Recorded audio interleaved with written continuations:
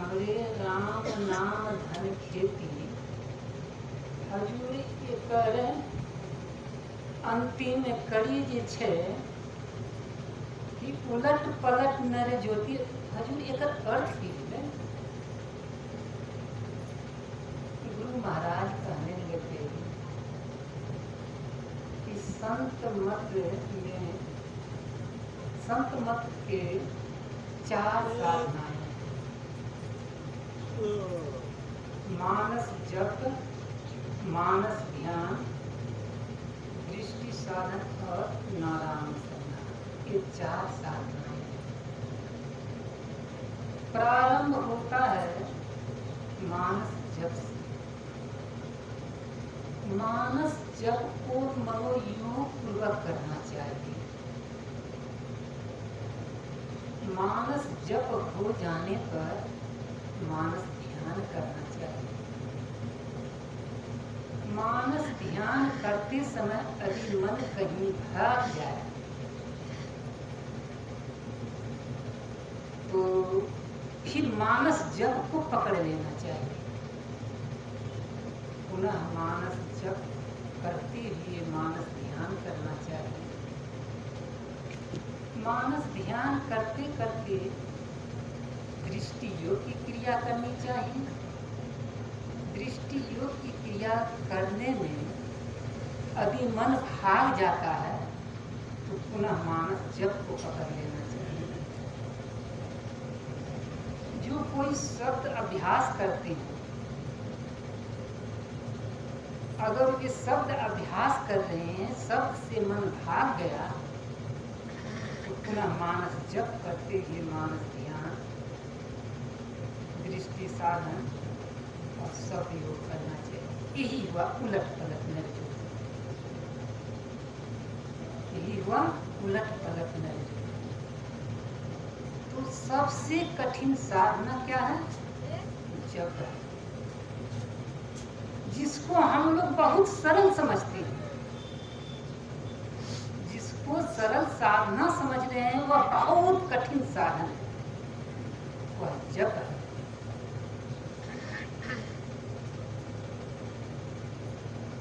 जब आप इतने देर करते हैं, आपको जो 2 अक्षर का मंत्र गुरु जी ने प्रदान किया है,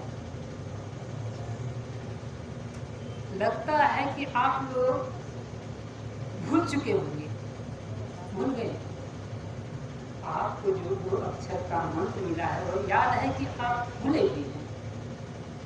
भूले तो नहीं ना? नहीं, आपसे बोलने में कोई दिक्कत नहीं। आप भूल गए?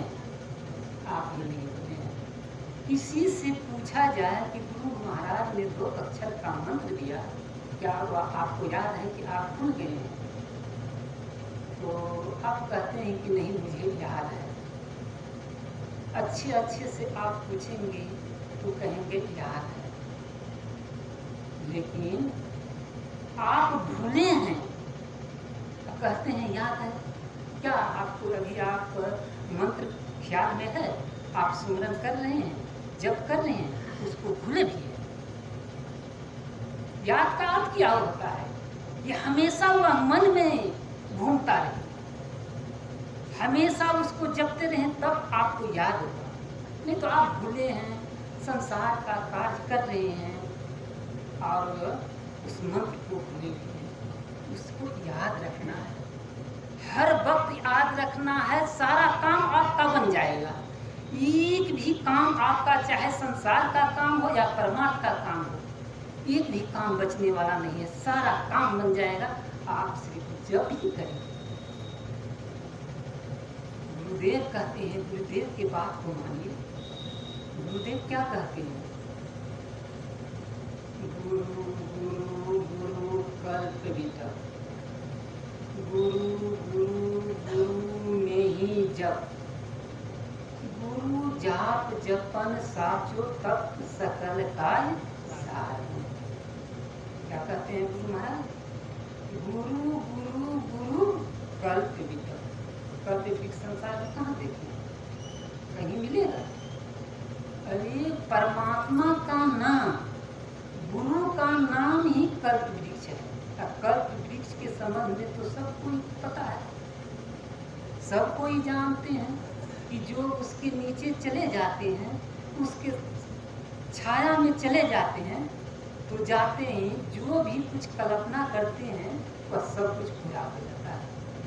तो संसार में ऐसा कल्प वृक्ष देखे हैं? कहीं नहीं मिलेगा। तो गुरु का नाम ही कल्प वृक्ष है। गुरुदेव कहते हैं जो इस नाम को जपते हैं वे कहाँ रहते हैं? कल्प वृक्ष के नजदीक में, उसके छत्र छाया में रहते हैं। तो गुरुदेव कहते हैं गुरु गुरु गुरु कल्प वितत, गुरु गुरु गुरु में ही जप, गुरु जाप जपन साचो तप। सच्ची तपस्या क्या है? सच्ची तपस्या है गुरु मंत्र का जप करना। इस सच्ची तपस्या यही है, गुरु जाप जपन साचो तप। तो क्या होगा? सकल कार्य साधन, सब काम आपका सर जाएगा, सब काम आपका बन जाएगा। संसार का काम तो बन ही जाएगा, अब परमार्थ का काम तो क्या काम है? मानस जब से मानस ध्यान स्वतः होने लगे। मानस ध्यान जब हो गया तो दृष्टि तो वहीं खुल जाती है। मानस ध्यान में ही दृष्टि खुल जाती है। गोस्वामी जी कहें श्री गुरु पद नख मणिगण ज्योति, सुमरत दिव्य दृष्टि ये होती, दलन मोह तम सुसु प्रकाशु, बड़े भाग्य पुर आवहि जासु, उगरहि विमल विलोचन ही के, मिटहि दोष दुख भव रजनी के, सूझहि रामचरित मणिमानिक, अकुपुत प्रगट जहाँ जो जे खानी। चाहे वह जिस खानी का हो, परमात्मा का खेल, सूझहि राम चरित मणिमानिक। जब दृष्टि खुलेगी, कहाँ खुल जाएगी? तो मानस ध्यान से। मानस ध्यान में ही यह दृष्टि खुलती है। तो सूझेगा क्या? रामचरित, राम का खेल, राम का तमाशा। राम का तमाशा समझते हैं? राम का खेल समझते हैं? राम के खेल को समझते। राम का खेल क्या है? राम का अर्थ होता है सर्वव्यापक। राम का अर्थ सर्वव्यापक, और नाम का अर्थ होता है सब, सर्वव्यापक सब जो परमात्मा से विस्तृत हुआ। तो सारी सृष्टि उसी शब्द के द्वारा हुआ। वही राम का खेल। क्या क्या नहीं वह शब्द किया, जो कुछ भी वह शब्द किया, जो खेल किया, वही राम का चरित्र। सूझे अब सूझने लगेगा कब? जब दृष्टि खुल जाएगी। दृष्टि खुलेगी मानस जप। मानस जप इतना करना है, मन को मंत्र से बांध देना है। मन को मंत्र में बांध देना है, 2 अक्षर में मन को बांध देना है, लगा देना है। और आप कहीं भी रहें, चल रहे हैं, फिर रहे हैं, कदम उठा रहे हैं, भोजन कर रहे हैं, कुछ भी कर रहे हैं, नाम को नहीं छोड़ना है। आप ध्यान में जो करते हैं, मानस जप जो करते हैं, सिर्फ मानस जप तो कीजिए और तरीका से कीजिए। तरीका से कर रहे हैं तो मानस ध्यान आपे आप हो जाएगा, रूप आपके सामने प्रकट हो जाएगा। जैसे रूप आपके सामने प्रकट हो गया तो समझना चाहिए कि मेरा जप अब पूर्ण हो गया, रूप प्रकट कर हो जाएगा। तो मानस जाप छोड़ना नहीं पड़ता है, मानस जाप स्वयं छूटता है। मानस ध्यान छोड़ना नहीं पड़ता है, वह खुद छूटता है, दृष्टि योग होने लग जाता है। दृष्टि योग छोड़ना नहीं पड़ता, आप दृष्टि योग करते रहें, शब्द योग में आप प्रवेश कर जाएंगे। शब्द आप अंतर में सुनने लग जाएंगे। कहाँ सुनेंगे? जहाँ आप अपने दृष्टि को टिका रहे हैं, बस वहीं आपको शब्द मिल जाएगा। ज्योति नहीं मिले कोई हानि नहीं, बिंदु नहीं मिले कोई हानि नहीं, लेकिन जब शब्द नहीं मिलेगा तो बड़ा हानि हो जाएगा। इसलिए शब्द साधना, संत कबीर साहब कहते हैं शब्द साधना कीजिए, शब्द साधना कीजिए। आप बहुत दिनों से दृष्टि योग कर रहे हैं, लेकिन शब्द योग कीजिए। शब्द योग का भेद लेकर शब्द योग कीजिए, ये तो परमात्मा से मिलाने का। दृष्टि योग तो शब्द को खोलने का है। दृष्टि योग की क्रिया जो करते हैं उसके द्वारा शब्द का स्रोत खुलता है, शब्द खुलता है, शब्द को आप पकड़ेंगे, एक बिंदुता प्राप्त करेंगे। संत कबीर साहब कहते हैं,